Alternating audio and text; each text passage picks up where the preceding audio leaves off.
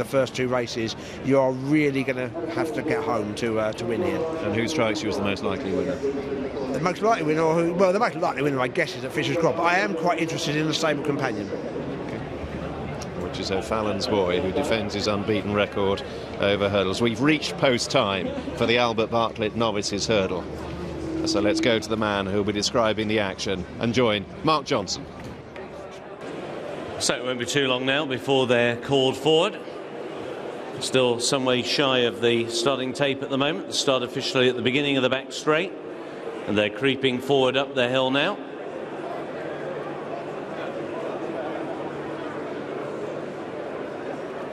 Fisher's Cross and O'Fallon's Boy and Lebec and I Shot the Sheriff are leading the group in.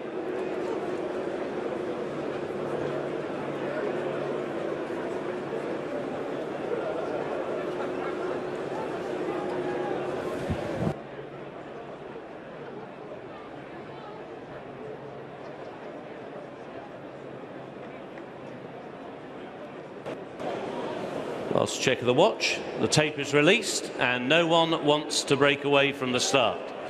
So they are off and running for the Albert Bartlett Novices Hurdle Race Grade 1, but a very circumspect start for most of the riders here, as O'Fallon's Boy takes the very early lead to at Fisher's Cross and Lebec, I Shot the Sheriff and Virginia Ash, followed then towards the inside by African Gold as they go towards the first of the 12 flights they will take. Utopia de Board is right through on the inside as they cross over that first flight.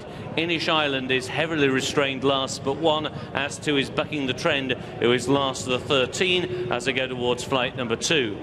And it's O'Fallon's Boy who will lead them over this flight. A narrow lead, just trailed his hind legs through that flight of hurdles. Towards the rear of the field, Our Vinny didn't get terribly high, but didn't make a serious mistake as they go on towards flight number 3.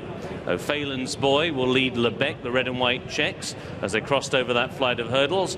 At Fisher's Cross, the gold and green hoops, who's now just racing back in fourth, as through on the inside moves Virginia Ash in the cheek pieces. Right on the inside rail, Utopia de Board, the only mare in the field. She is at the moment being followed by Return Spring and African Gold. I Shot the Sheriff is pushed out a little wide as they take that dog leg turn, being followed by Aim to Prosper. Then on the inside is Superior Quality, racing together with Inish Island. So at the back of the field as they get over the next is Bucking the Trend. All safely over the fourth flight, and now a very long run before they'll leave the ground for the fifth occasion in the Albert Bartlett Novices Hurdle, which will be 2 out in a circuit's time, and a meandering early gallop. And it's been set by Jason Maguire and O'Fallon's Boy.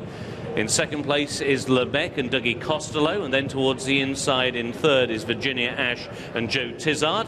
Utopia de Board and Barry Geraghty racing in fourth, alongside at Fisher's Cross and AP McCoy, and then Tom Scudamore, I Shot the Sheriff, racing in a very close sixth. Next in the field is Aim to Prosper, who's racing alongside African Gold. On their inside, Return Spring. Taken quite wide is Our Vinny. Still with a stranglehold at the back of the field is Ruby Walsh aboard Inish Island. He's racing in advance of Superior Quality on the inside and Bucking the Trend, so at the back of the field as they crossed over the fifth flight.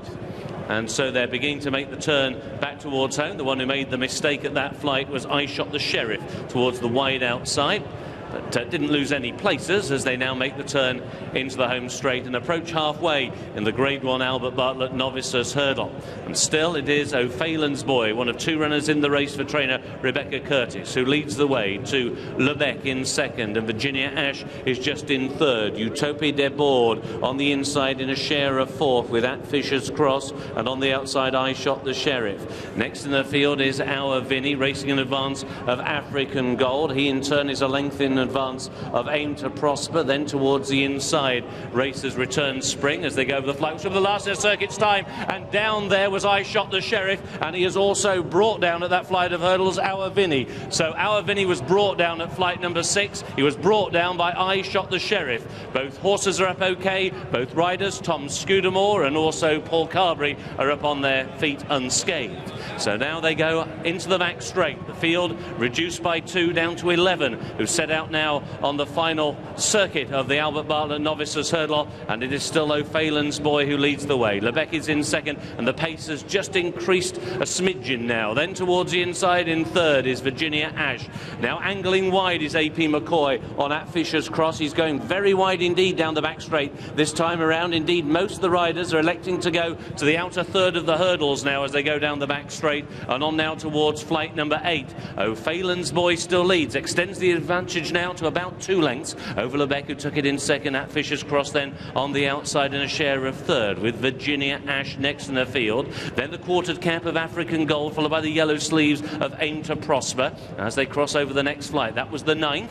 Utopia Board has lost a good position now. She has stayed towards the inside, but she's lost a couple of places. The one who is making good headway now, dark blue and white, although it's difficult to see, is Inish Island and Ruby Walsh, as now they take the dog leg turn on towards a third from home.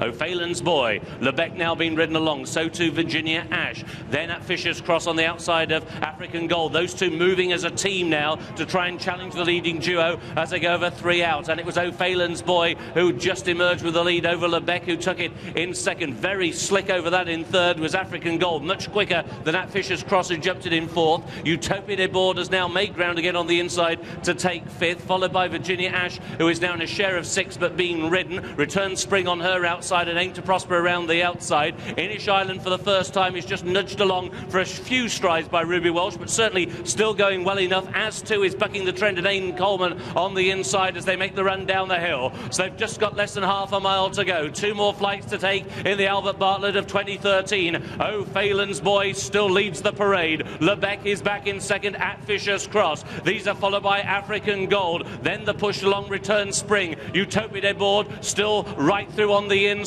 as they come now into the wings of the second from home. O'Phelan's Boy was just the leader over Lebec, who took it in second. Superior Quality, the one who was pulled up at the top of the hill before 2 out. So it's O'Phelan's Boy who leads. African Gold is going well, but so too is at Fisher's Cross. Lebec now feels the pinch back in fourth. Ruby Walsh creeps into it now on Inish Island. Utopia de Board is still there on the inside, but hanging under pressure. They're racing down now towards the final quarter mile. 1 more flight to take. O'Phelan's Boy tackled by African Gold, and here comes AP McCoy on at Fisher's Cross. In his slipstream is Inish Island, still a furlong and a half to go. 1 more flight to take at Fisher's Cross and African Gold. These two will rise as one. At Fisher's Cross gets away from the flight quickest. He goes to a lead of 2 lengths and quickens away. In second, African Gold. Inish Island is back in third. Here is a winner for AP McCoy at Fisher's Cross. Wins for Rebecca Curtis and AP McCoy. Tight second, African Gold, and Inish Island back in fourth came O'Phelan's Boy. It was a 1 and 4th home for Rebecca Curtis.